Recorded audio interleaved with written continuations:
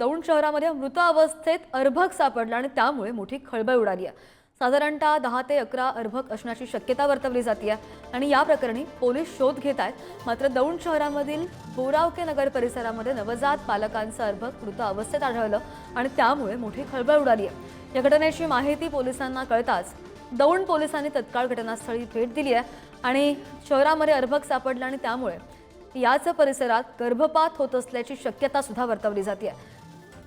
हे सगळे अर्भक हे प्लास्टिकच्या डब्यामध्ये बंद केलेले असल्याचं आढळून आलंय।